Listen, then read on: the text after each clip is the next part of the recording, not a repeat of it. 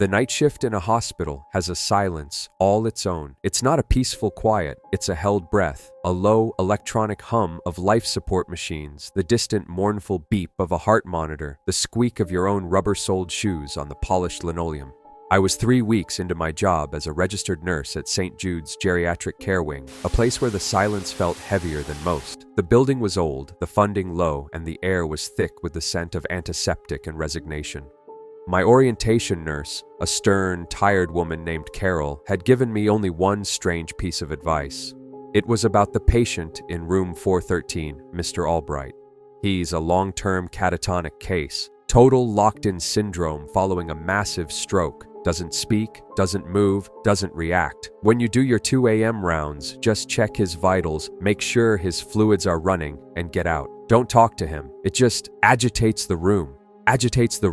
It was a bizarre way to phrase it, but I chalked it up to night shift burnout and the quirky superstitions that breed in places like this. For my first few shifts, room 413 was exactly as described. Mr. Albright was a wax figure in a bed, his pale eyes fixed on a water stain on the ceiling. I'd go in, check the rhythmic pulse on the monitor, chart it, and leave. The silence in his room was absolute. Then came last Tuesday. I pushed the door open, and the first thing I noticed was the cold. It was like a freezer. I checked the thermostat and the window. Both were normal. As I leaned over to check his IV line, a voice, dry and raspy as autumn leaves, whispered, "So cold."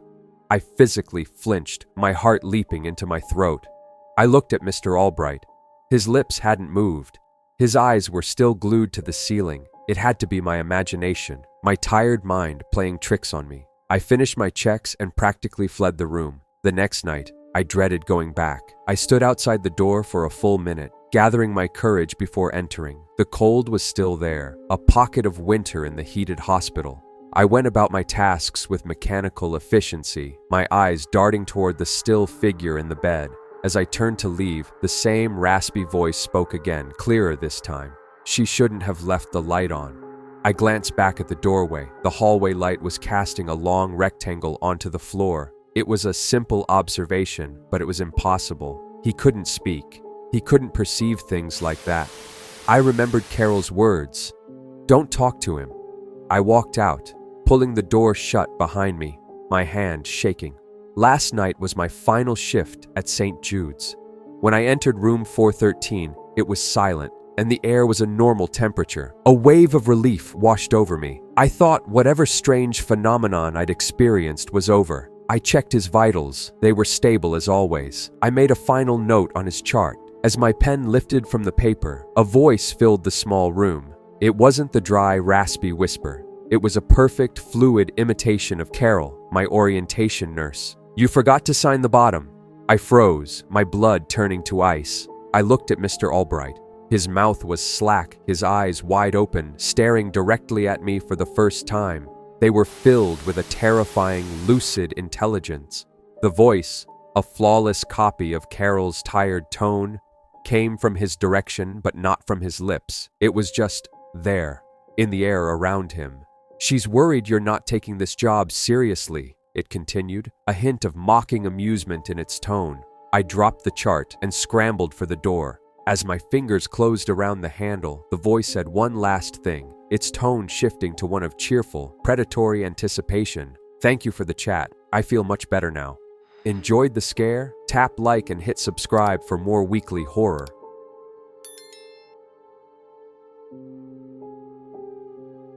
The night shift is a different world. The sterile, bustling corridors of the daytime hospital become quiet, cavernous spaces where every tiny sound echoes. I'd been working as a nurse for 2 years, but this was my first month on nights at St. Jude's General. The other nurses told me the money was better, but they failed to mention the toll it takes on your mind. The exhaustion plays tricks on you. At least that's what I told myself at first. My assignment included the patient in room 313, a man named Mr. Abernathy. He was elderly, post-stroke, and completely unresponsive. He just lay there, eyes open in a way that was deeply unsettling, but seeing nothing. His chart was a testament to a life shutting down, a body that had simply forgotten how to work. My job was simple. Check his vitals every 2 hours, ensure his IV was running, and otherwise leave him to his silent, waking slumber. Around 2 a.m., the call light for room 3113 blinked on at the nurse's station. I walked down the hall, the squeak of my shoes the only sound. Inside, Mr. Abernathy hadn't moved. His frail bird-like hands were tucked under the thin blanket. The call button, however, was clearly depressed. I figured it must be a malfunction, a short in the old hospital's wiring. I reset it and went back to my desk. 20 minutes later, it happened again. That single, insistent light for room 313. This time, a cold knot formed in my stomach. I went back. Everything was exactly the same. The man was a living statue, yet the button was pressed. I lingered for a moment, studying him. His gaze was fixed on the ceiling, pupils like black pinpricks in a sea of milky blue. There was nothing there, just a water stain from a long, fixed leak. I felt a chill that had nothing to do with the hospital's aggressive air conditioning. An hour passed. I was trying to focus on my charting when a new sound crackled through the baby monitor we kept on for unresponsive patients. It wasn't breathing. It was a faint, rhythmic scratching, like a fingernail being dragged lightly across a wooden surface. Scrape, scrape, scrape. I stood up and walked to the room's doorway, peering in. The scratching stopped the moment I arrived. The room was silent, save for the hum of the IV pump. Mr. Abernathy's hands were still tucked away.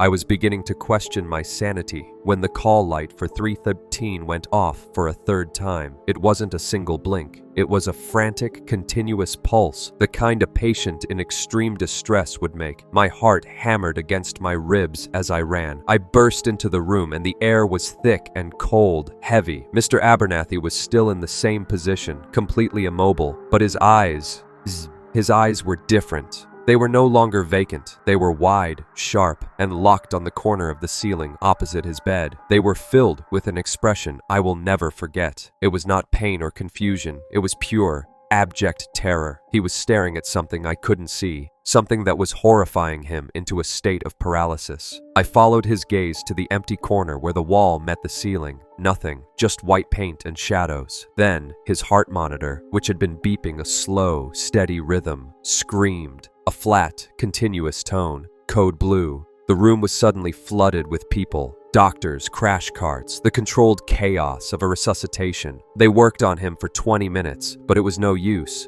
Throughout the entire ordeal, even as they pumped his chest and pushed drugs into his veins, his terrified eyes never once moved from that empty corner of the room. He died staring at it. Later, as I was numbly cleaning up, an older nurse, Maria, put a hand on my shoulder. She looked tired. "Don't let it get to you," she said softly. 313 does that sometimes. They always stare at that corner before they go. I asked her what they see. She just shook her head, her expression grim. "Nobody knows. We just know it's our job to get the room ready for the next patient." If you enjoyed this story, don't forget to like the video and subscribe for more. The first night after my ACL surgery was the worst. Not because of the pain. The morphine drip handled that just fine, blanketing my leg in a dull, distant throb. It was the silence. I was in a double room in the older wing of the hospital, but the other bed was empty.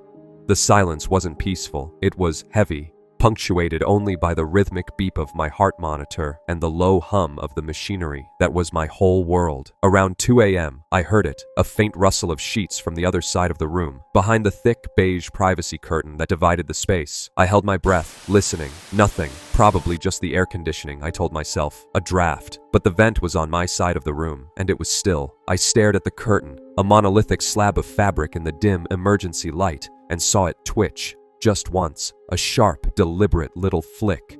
My heart hammered against my ribs. I pressed the call button. A weary-looking nurse came in a few minutes later. I told her I thought someone might be in the other bed. She gave me a tired smile, walked over, and pulled the curtain back a few inches to reveal a perfectly made, empty bed. "Just the building settling, sweetie," she said, her voice patronizing. "The anesthesia can play tricks on you too." She checked my vitals and left, leaving me feeling like a fool. But the feeling didn't go away. An hour later, a new sound started, a soft, rhythmic tapping from behind the curtain. Tap, tap, tap, tap. It was quiet, almost lost beneath the hum of the machines. I timed it. It would go on for a minute, then stop, especially if I heard footsteps in the hallway. It was the sound of someone waiting, someone being careful. My throat went dry. I was pinned to this bed, my leg locked in a brace, completely helpless. I tried to ignore it, closing my eyes and focusing on the slow drip of the IV. Then I smelled it. A faint coppery scent, like old pennies and something else, something organic and decaying. I risked a glance toward the floor, peering into the gloom under the curtain. There, on the pale linoleum, was a small, dark smudge that hadn't been there when the nurse came in. It looked wet. The tapping changed. It became a scrape, a slow, dragging sound against metal. My mind reeled. What could be making that sound? Fingernails, I realized with a jolt of pure terror. Fingernails scraping against the steel bed frame. Scrape, pause, scrape. Suddenly, a new sound joined the scraping. A low, wet, gurgling noise. It was the sound of a person trying to take a breath with a throat full of fluid. That was it. I couldn't take it anymore. Fumbling for my phone on the bedside table, my hand shaking uncontrollably, I turned on the flashlight. Ignoring the screaming protest from my knee, I hauled myself up and leaned as far as I could over the edge of my bed, pointing the beam at the floor beneath the curtain. The light cut through the darkness, illuminating a pair of bare feet. They were waxy and deathly pale, the skin mottled with bluish-gray patches. The toenails were long, thick, and yellowed. As I watched, horrified, a dark, viscous droplet fell from the mattress above them, landing on the floor with a silent splat, adding to the growing stain. Then one of the feet twitched. It bent at an impossible angle before it began to drag itself backward, disappearing into the shadows under the bed. The scraping and the gurgling stopped. I screamed, a raw, strangled sound, and hammered the call button until my thumb was numb. The same nurse and an orderly burst in. I was hysterical, pointing and babbling about the feet, the blood. The nurse, her patience gone, strode over and ripped the curtain back. The bed was pristine. The floor was spotless. "It was a nightmare," she said firmly, preparing a syringe. "A very vivid one. This will help you sleep." I felt the prick in my arm, and a heavy fog began to roll in. They were right. It had to be a hallucination. As my eyelids grew heavy, my gaze drifted one last time to the empty bed, and I saw it. Lying on the floor, almost perfectly hidden in the shadow where the leg of the bed met the floor, was a single, long, yellowed toenail.